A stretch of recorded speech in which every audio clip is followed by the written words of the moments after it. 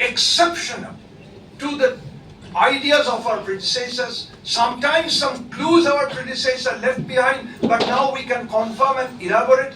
Sometimes the earlier understanding of our preceding scholars can be revised, in fact rejected, and new questions would often come even by using the well-known established evidentiary corpus. Because after all, new testimonies, new sources do not emerge on every fine morning. It only comes on a very rare cases, something really transforming. And then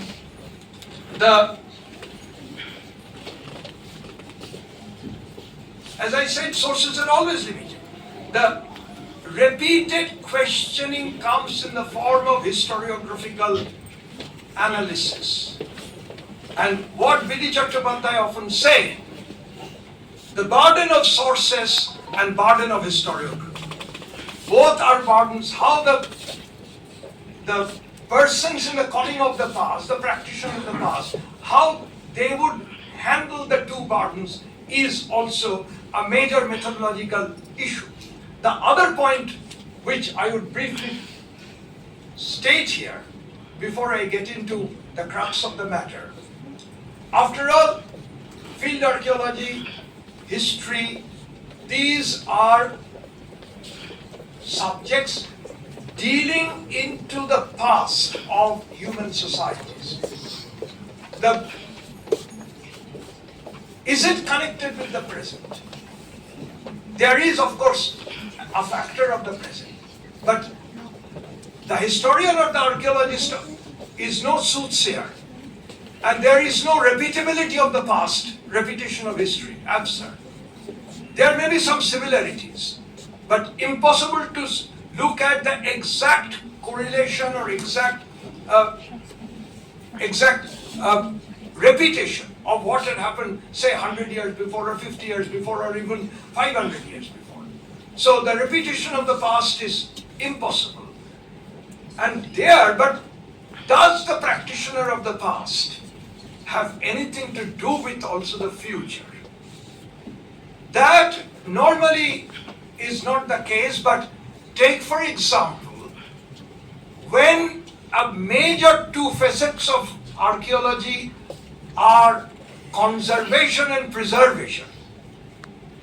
Why it is being preserved, why it is being conserved, either for the fullness of the record, if you have got only broken fragments of ceramic items, there may be attempt to piece together the broken fragments and then give it a possible shape even by line drawing, trying to give what it could have looked like in the original. Some attempt at perhaps what is called reconstruction. I am not very comfortable in terms of historical studies, not field archaeological, of which I am, as I said, complete outsider. Is really reconstruction possible? Do we know what happened in the past? In that case only then we can reconstruct. Like in Kolkata, when the town hall was repaired, given exactly the shape and its look as it stood in the 19th century, early 20th century, because you have the images, the photographs, the ground plan, you try to make exactly the same structure, the same look. That is a reconstruction. When we say the reconstruction of the social life, say in the light of Richakotiko, is it possible? Do we know what the society was? Can we touch it really? So where is reconstruction? Even what is called deconstruction in Jawaharlal Chakraborti's famous term, the Bengali term often is binirman.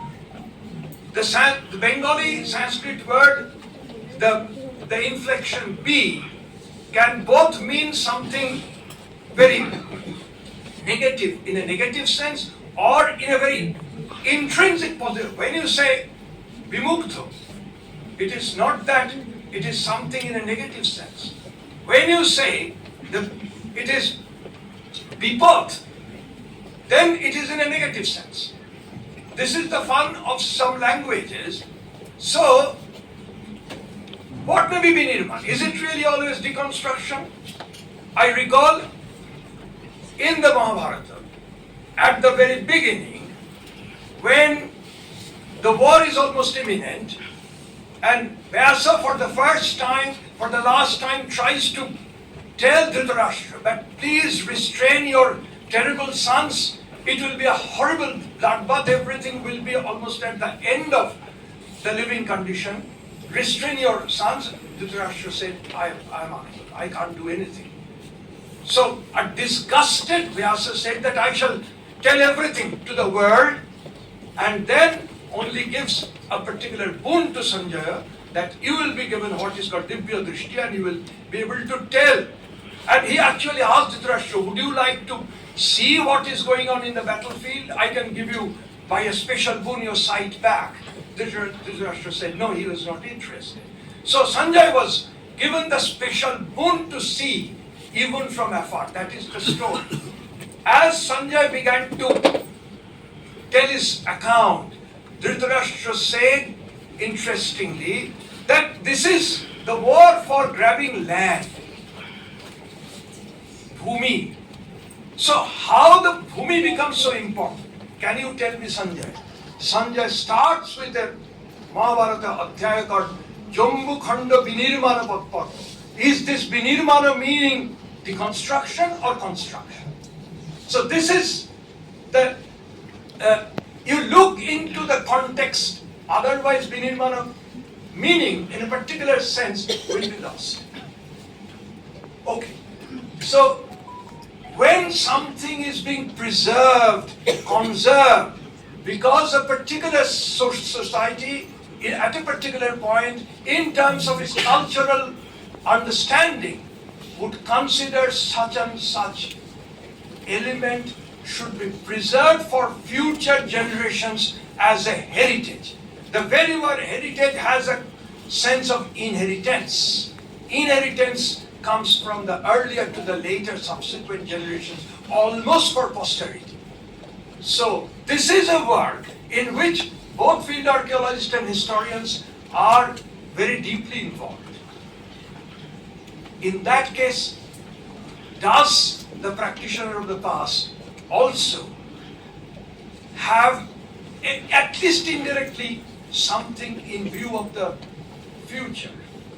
Because the past is something very fluid, the future is not known to us.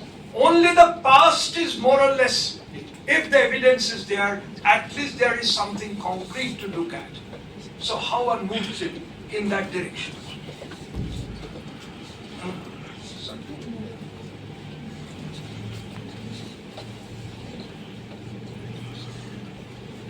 This is my very favorite quote. This is William Faulkner, the well-known American novelist. In a novel, Requiem for a Nun, 1951, made this apparently very simple but very perceptive two sentences. The past is never dead. It is not even past. Because what we are now is the situation not developing, say, 24 hours before, or say 10 years before, or even 50 years before. Nowadays, the concept of global warming and the environmental disaster which is almost at our doorstep, the consciousness of the impending environmental disaster may have developed for the past 3 decades. We have become more conscious. But is it an situation of the past is the making of the past 3 decades?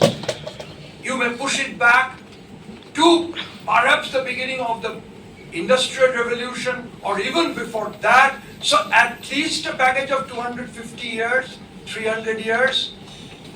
That makes the present and the layered past the experience.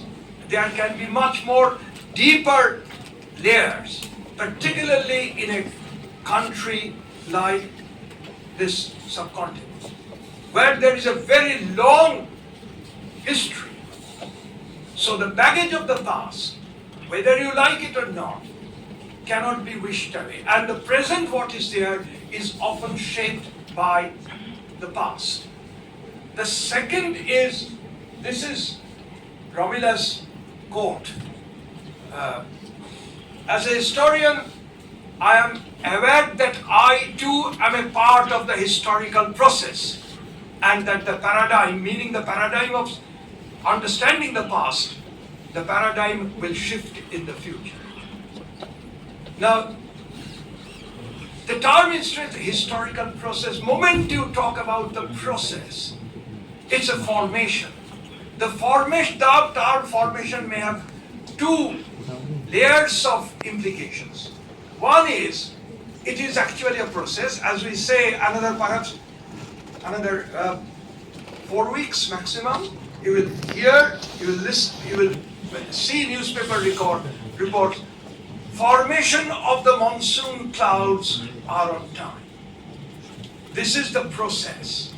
When you say or read in the say newspaper or hear in the television that the formation of a particular cabinet of ministers have been completed, which means the process of negotiations, who comes and to whom which portfolio goes, who is in charge of a particular department, the negotiation is over and we get only the sum total of the end product of that process. So it has two layers of meanings.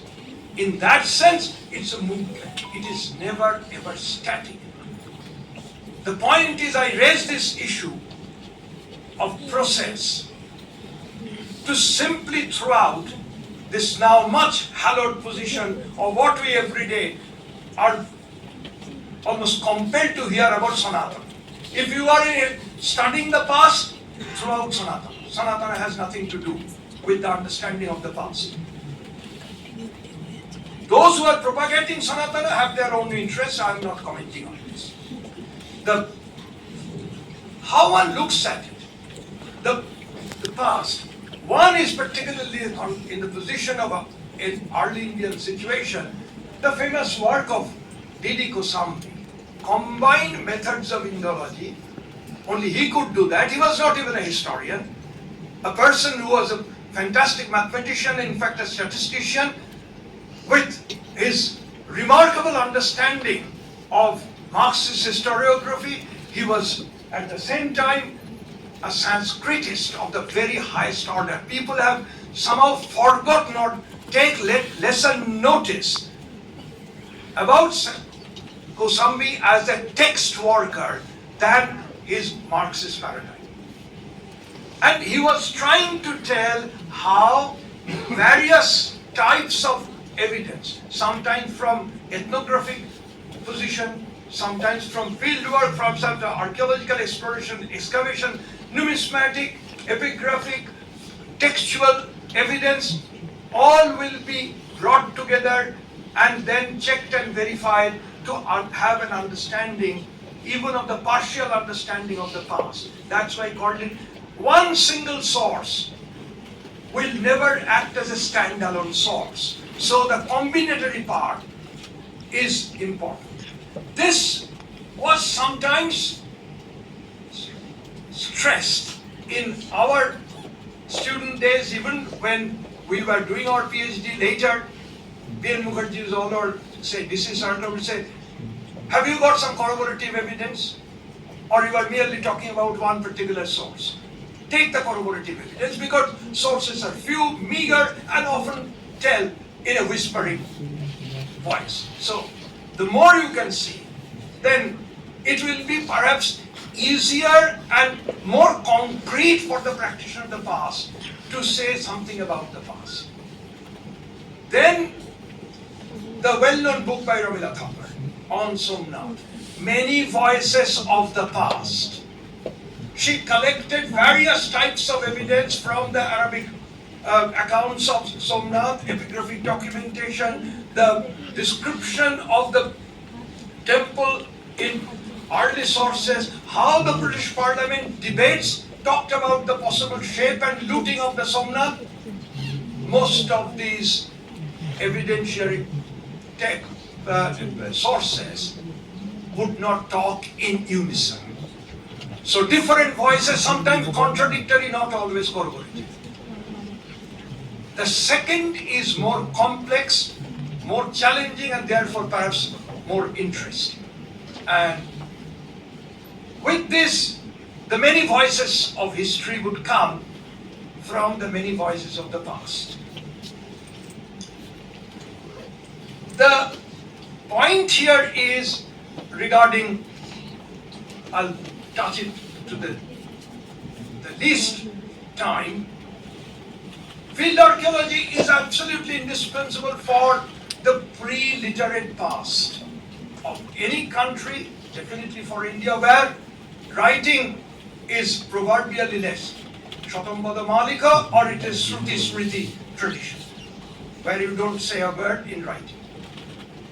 So the explorations, which often is preparatory to excavation of archaeological sites, bringing to light the surface finds and stratified evidence of artifacts, these are as traces. Only when the report and the firm understanding comes into clearer position, then the report would tell us what are the possible, I would say, the new elements and certain continuities. What B.D. Chattopadhyay very perceptibly called the change through continuities, rather than R.S. Sharma's understanding of ruptures and stages. This was something R.S. Sharma was very favorite. Stages in the history of caste system, stages in ancient Indian economic lives, stages in the making of the political formations. The stages give you an intent that this is the beginning, this is the end, now next stage, the rupture.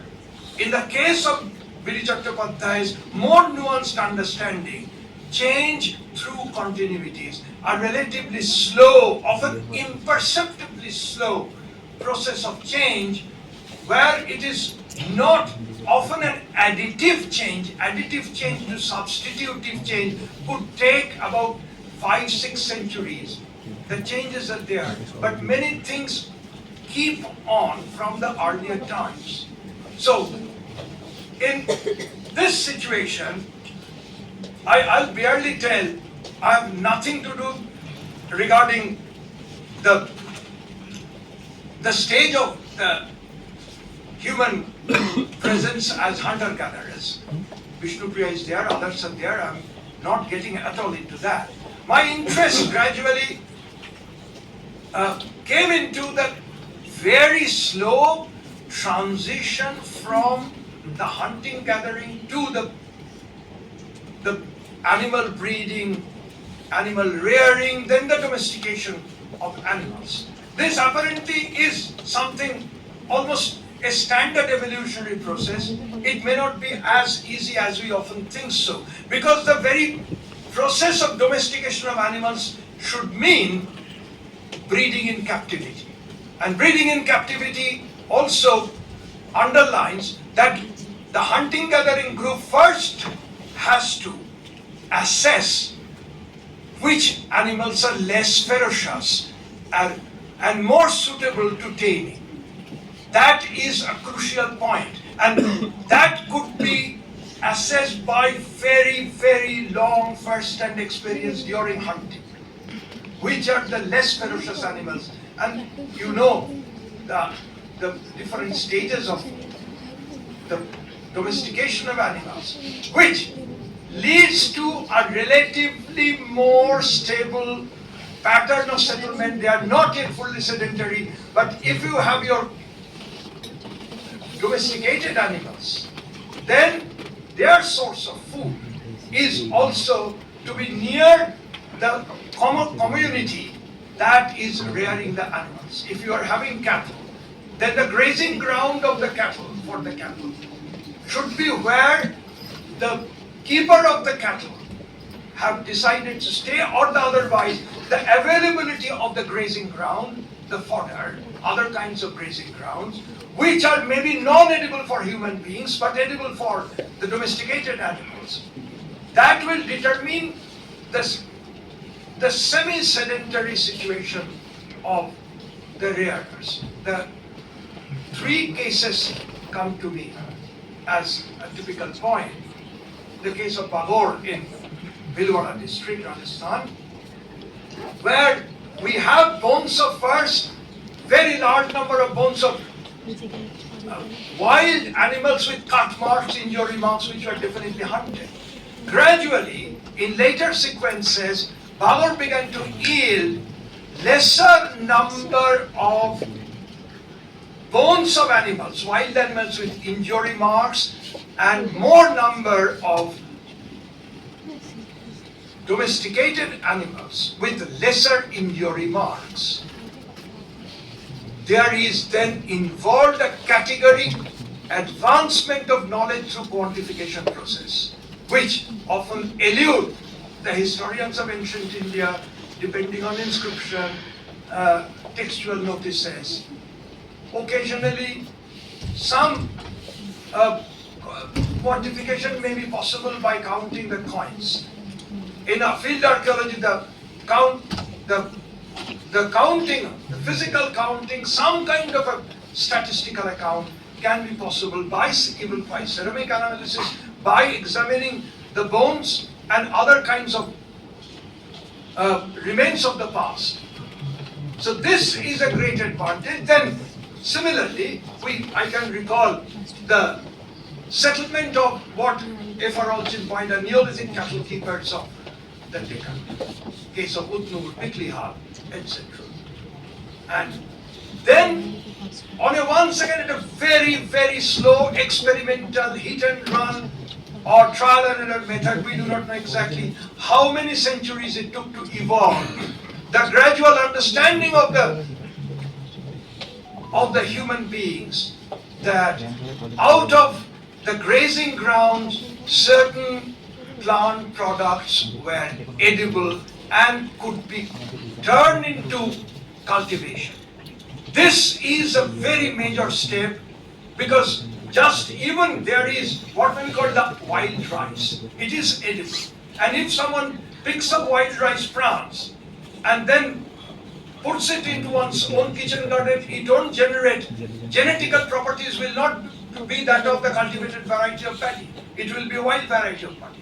So, this transformation will take a very, very long time, as one may see in the case of what was found in the Belang Valley area of Uttar Pradesh, the cluster of sites like Mahabara, Mahadha, Kuldihawa, there are a few more, where you get the remains of a possible cattle shed close to a river bank, which is, that part is kept open. There is the post holes at a particular pattern with a distance, and it's a semi-permanent, not a permanent settlement. And with a cattle keeping or a grazing animal community, you cannot have a permanent settlement. From there, as we know, I'm not getting into details at all, the great site of Mehergarh in Quetta, one of the very earliest instance of the farming community. From its early Harappan times, pre-Harappan, early Harappan times, then marching into the mature Harappan. I'm not getting into those things, but the very image here shows the structure, the dwelling structures. These are not public buildings, not massive architecture, but these are dwelling houses coming from Mehergarh. I'm not sure if I could say a little bit of word, being a complete outsider. Lots of things have been now being told about Lothal. Lothal was excavated by a major field archaeologist way back in 1950.